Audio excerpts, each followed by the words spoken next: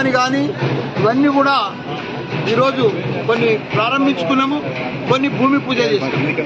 ఏది ఏమైనా నా మేడ్చల్లో 3 కార్పొరేషన్లు, 7 మున్సిపాలిటీలు, 61 గ్రామాలు, ప్రతి గ్రామం కానీ, ప్రతి మున్సిపాలిటీ కానీ, ప్రతి కార్పొరేషన్ కానీ అద్దం లెక్క చేస్తుంది. 61 గ్రామాలలో అసలు రోడ్డు లేని గ్రామం లేదు. అంత అద్భుతంగా చేసినాం. అదే మాదిరిగా మున్సిపాలిటీలలో కూడా ఇప్పుడు ఒక్కొక్క మున్సిపాలిటీలో ఇదే గుళ్ళపోచంపల్లిలో ఒక్కొక్కరికి 4.5 కోట్ల వర్కులు అయినాయి. ఇప్పటిదాకా 4.5 సంవత్సరాలలో 4.5 కోట్లు. ఒక్కొక్క కౌన్సిలర్ 15 మంది కౌన్సిలర్లు ఉన్నారు. వాళ్ళు బీజేపీలో ఉండని, కాంగ్రెస్లో ఉండని, బీఆర్ఎస్లో ఉండని. రాజకీయాలకు అతీతంగా ఎలక్షన్స్ వచ్చినప్పుడే రాజకీయం, కానీ గెలిచినాక మాత్రం అందరు కౌన్సిలర్లే, ఏ పార్టీలో ఉండని అన్ని కాలనీలు అభివృద్ధి చేస్తారు. ఇప్పుడు మా ఎంపీ గారు కూడా మాట్లాడతారు. మాకు మంచి ఎంపీ గారు కూడా దొరికింది. మాకు మంచి ఇంకా ఆయన కూడా ఢిల్లీకి వెళ్ళి, సెంట్రల్కి వెళ్ళి బాగా ఫండ్స్ తీసుకురావాలని ఆయనను కూడా కోరుతా ఉన్నాం. తెస్తా అని చెప్తున్నాడు. అందరికి కూడా ధన్యవాదాలు.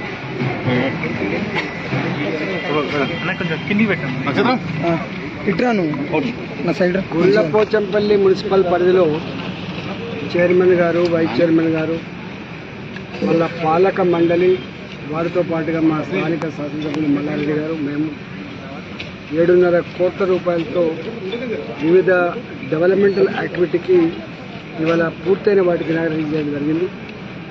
మల్కాజిగిరి పార్లమెంట్ అనేది గతంలో మల్లారెడ్డి గారు రిప్రజెంట్ చేసినారు. దేశంలోనే అతిపెద్ద పార్లమెంటరీ కాన్స్టిట్యున్సీ కాకుండా ఇదంతా కూడా కొత్తగా అభివృద్ధి చెందుతున్న నగరం ఇది. ఒక మాటలో చెప్పాలంటే న్యూలీ ఎక్స్పాండెడ్ సిటీ. ఇక్కడ డ్రైనేజ్ సమస్య కావచ్చు, డ్రింకింగ్ వాటర్ సమస్య కావచ్చు, రోడ్ల సమస్య కావచ్చు, ఇక్కడ అనేక రకాల ఏ సమస్యలు తెలియదు. ఎంత చేసినా కూడా జరిగినటువంటి నియోజకవర్గం కాబట్టి డెఫినెట్గా రాష్ట్ర ప్రభుత్వం దగ్గర అయితే పెద్ద డబ్బులు లేవు అని చెప్తా ఉన్నారు.